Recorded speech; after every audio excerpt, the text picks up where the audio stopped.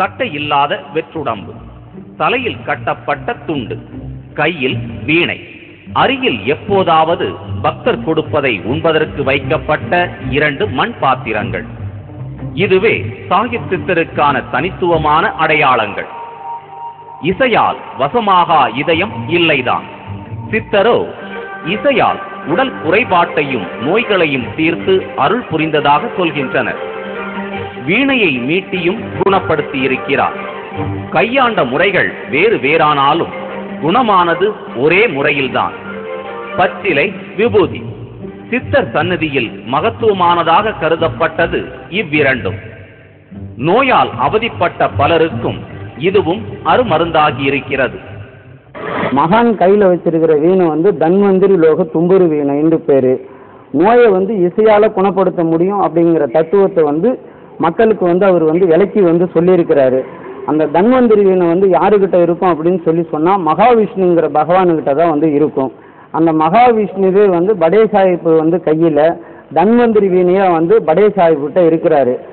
தன் உடல்ல விநாயகரையும் அவர் வணங்கின சிவனையும், அந்த தன்வந்திரி வீணைங்கிறது மகாவிஷ்ணுடைய அவதாரம். அந்த மகாவிஷ்ணுடைய அவதாரம் அந்த தன்வந்திரி வீணை மகாவிஷ்ணு 3 பேருமே எப்படின்னா விநாயகர், சிவன், மகாவிஷ்ணு இந்த 3 பேருமே தன் வயப்படுத்தி அவர் முக்தி நிலை அடைஞ்சிருக்கிறார். இங்க படே சாஹிப்பை வணங்கும் போது படே சாஹிப்பை மட்டும் வணங்கினதா ஐதீகம் கிடையாது.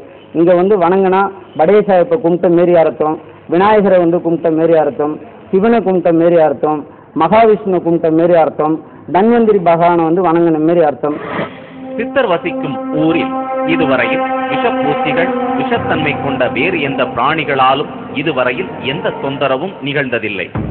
காரணம் அவர் நிகழ்த்திய அற்புதம் ஒன்று. இங்கே குடிகொண்ட நேரத்தில் அருகிலுள்ள கிராமங்களுக்கு செல்வதையும் வழக்கமாக கொண்டிருந்திருக்கிறார். அப்படி ஒரு முறை வனத்தம்பாளையம் என்ற ஊருக்கு சென்றுவிட்டு பண்ணை குப்பத்திற்கு திரும்பி இருக்கிறார். வழியில் இருந்த கருநாகம் ஒன்று அவரை படமெடுத்து ஆடிட சற்றும் பொருட்படுத்தவில்லை அவர். கொஞ்ச நேரத்திற்கெல்லாம் பாம்பு அவரை தீண்டிவிட அதற்கும் கலங்காதவர் தன் பயணத்தை தொடர்ந்திருக்கிறார். அருகில் பார்த்தோருக்கு உதறல் எடுக்க சித்தரோ எதையும் கண்டுகொள்ளவில்லை. அங்கிருந்த விநாயகர் கோயிலுக்கு சென்றவர் சாந்தமாக அமர்ந்து கொண்டார். சற்று நேரத்தில் அங்கு வந்த கொடிய விஷத்தன்மை கொண்ட நாகம் தீண்டிய இடத்தில் மீண்டும் வாய் வைத்து விஷத்தை உறிந்து கொண்டதா. பின் அவரது தலையை சுற்றி கொண்ட பாம்பு மீண்டும் காலடியில் சரணடைந்து கொண்டது. அதற்கு முக்தி கொடுத்தருளினார் படே சாஹிப் சித்தர். அன்றிலிருந்து இந்த ஊரில் பாம்பு போன்ற விஷ ஜந்துக்களின் தொல்லையே இல்லை. வயல் தோட்டங்களில் கூட விஷப்பூச்சிகள் இல்லை. இதனாலேயே மருந்துகள் கூட அடிக்கவில்லை யாரும். காலம் மாறிட இப்போதுதான் வயல்வெளிகள் பூச்சி மருந்தின் வாசனையை நுகர ஆரம்பித்திருக்கின்றன. இது அந்த காலத்துல பெரியவங்களாம் இன்னைய நாள் வரைக்கும் வயல்ல ஒரு நெல்லுக்கோ, ஒரு கரும்புக்கோ, ஒரு மணிலாவுக்கோ, ஒரு கேழ்வருக்கோ பூச்சி வந்ததுன்னா இதற்கு படே சாஹிப்புக்கும் பிள்ளையாருக்கும் அபிஷேகம் பண்ணுற தண்ணி எடுத்து போய் தெளிச்சு உடனே அந்த பூச்சியெல்லாம் மாறிடும். இப்போ தான் காலத்துக்கு அந்த மாதிரி எல்லாம் மருந்து அடிக்க ஆரம்பிச்சிட்டாங்க. அந்த மருந்தெல்லாம் விட்டு இன்னைக்கும் படே சாஹிப்பை நம்பிக்கையோடு செயல்பட்டாங்கன்னா இன்னைக்கும் அவரை நினைச்சவங்களுக்கு அத்தனை பேரும் நல்லபடியாக இருக்காங்க. தேடி வந்தோருக்கு பணத்தையோ பொருளையோ அள்ளி கொடுத்திருக்காவிட்டாலும் அருளையும் ஆரோக்கியத்தையும் தந்திருக்கிறார் சித்தர். கை கால்கள் செயல்படாத நிலையில் வீட்டோடு முடங்கி போனான் சிறுவன் ஒருவன். பெற்றோர் கலங்கி போக வழி தெரியாத நிலையில் அவர்கள் நாடி வந்தது சித்தரை.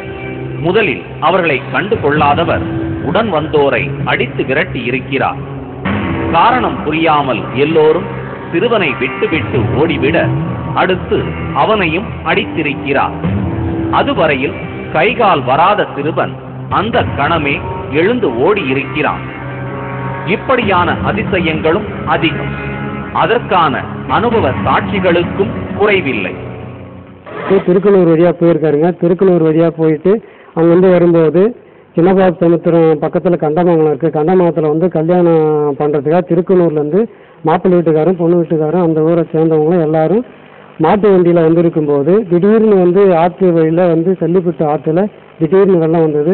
வெள்ளம் வந்த உடனே ஐயா இது எப்படி போகிறதுன்னு எல்லாம் விழிப்புணர்வோடு காத்துட்டு இருக்கும்போது இவர் வந்து வடிய சாஹிப்பு வந்து ஒரு சாமியாராக அந்த வழியாக வந்திருக்காரு.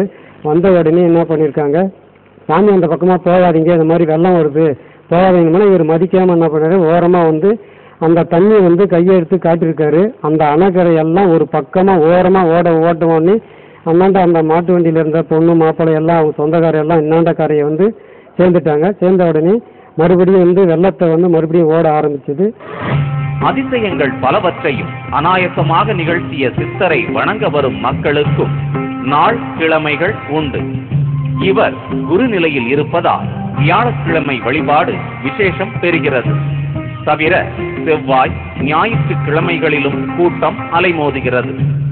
அன்னத்திற்காக யாரும் குறையிருக்க கூடாது என்பதை வலியுறுத்தியவர் சித்தர். ஆகையால் அன்னதானம் செய்து வணங்கும் பக்தர்களும் அதிகம். தாமரை இலையை திருப்பி அதில் அன்னமிடும் வழக்கமும் இங்கிருக்கிறது. தன்னை நம்பாதோருக்கு கண்ணில் தெரியாமல் மாய வித்தைகள் காட்டியது, அடைக்கலம் தேடி வந்தோருக்கு அளவில்லா அற்புதம் புரிந்தது என சித்தரின் வாழ்க்கை காலம் முழுவதும் சுவாரஸ்யங்களுக்கு பஞ்சமில்லை.